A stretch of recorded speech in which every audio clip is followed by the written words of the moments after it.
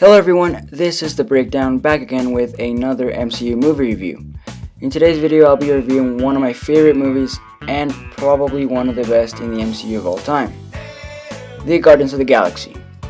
It may sound surprising to some people that I say this movie is one of the best of the whole MCU, but if you've seen this movie before and have enjoyed it, you may agree with me. Without elaborating too much on the subject, I just want to say that from the beginning to end, there is non-stop comedy and action. I personally consider this movie to be more of a comedy than an action film because every scene makes me crack up, and I didn't even expect that out of this movie.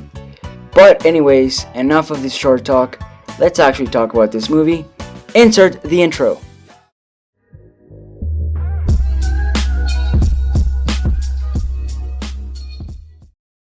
So, before I say anything regarding this movie, I just want to say that prior to seeing this movie, I had no clue who the Guardians of the Galaxy were, and to be honest, that scared me going into this movie because I had no idea what I was getting into.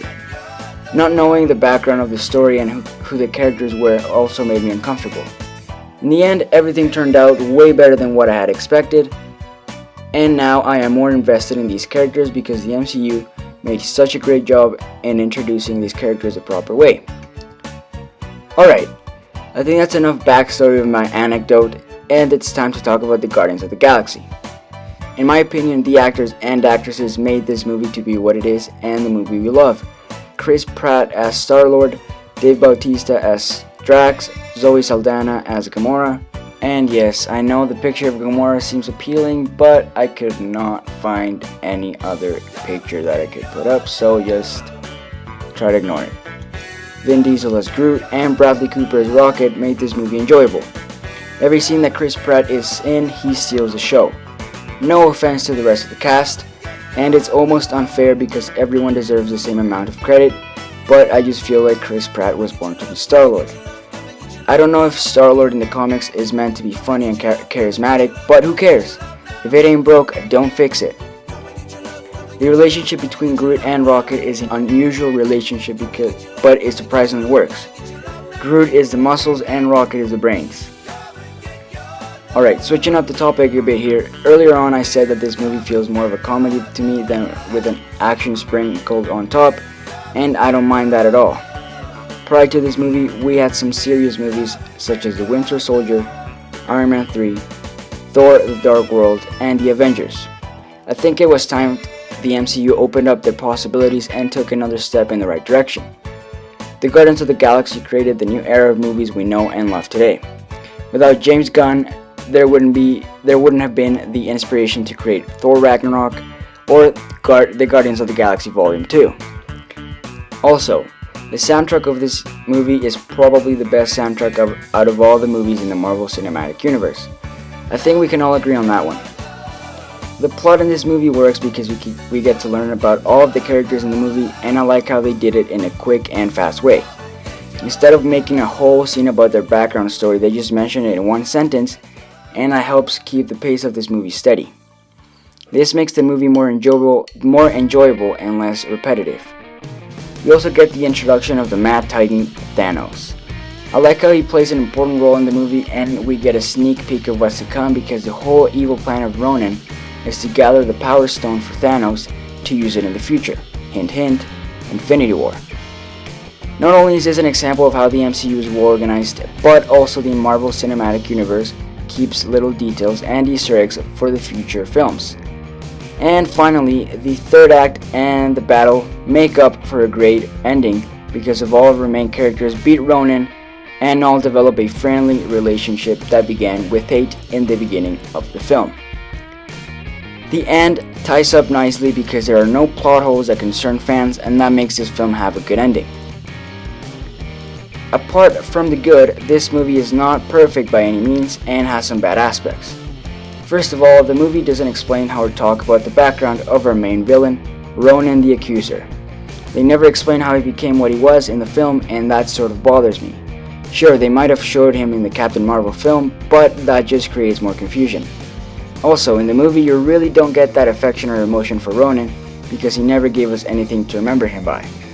And that seems like an addition that could have favored this movie immensely. This movie then again was made to introduce the audience to the Power Stone, which is one of the Infinity Stones.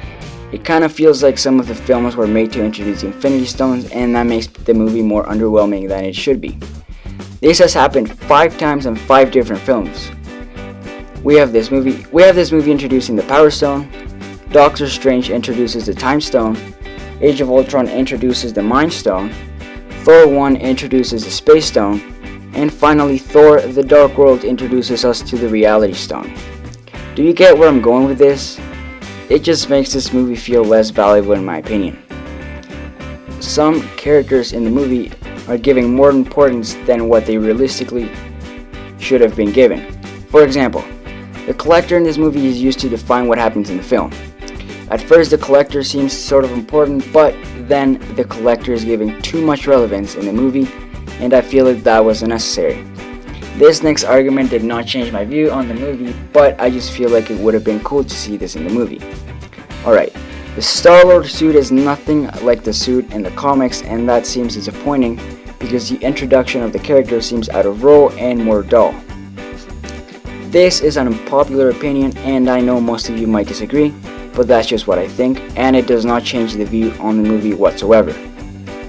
But finally, the last thing that bothered me the most rewatching this movie is the fact that one of my favorite characters in the movie, Drax, can be sort of a knucklehead most of the time. Drax lets his ego take over and he makes dumb decisions that impact the outcome of the movie in a big way. For example, this fool literally calls upon the antagonist of the movie and thinks it's a good idea to face the bad guy at the worst time. And if you've seen this movie, you'll very well know what I'm talking about. But if you haven't seen the movie, just go to the 1 hour mark in the movie and you'll understand what I'm speaking of. Anyways, that's been my thoughts on the movie of the Guardians of the Galaxy. As a whole, this movie created what the MCU needed the most, a funny superhero movie. And they definitely nailed it. As though it may sound that a lot of the negative stuff I mentioned seemed to impact my thoughts on the movie, it certainly did not. This movie deserves a 9 out of 10 for everything it did right and beyond, because not only did it introduce a new chapter for the MCU, but it introduced one of the most underrated groups in the whole Marvel Universe. Without a doubt, and I appreciate James Gunn for that. Thanks everyone for making it this far into the long review. I hope you have enjoyed this movie review. While you're at it, go check out my playlist of the MCU movies I have reviewed before. Just click on that iCard on the top right to access the playlist. Go follow me on Twitter at TheBreakdown12 to stay notified of the news and other channel related stuff. Like the video and make sure to subscribe to stay up to date with new content coming every week. I've been The Breakdown and I'll see you guys later. Peace out.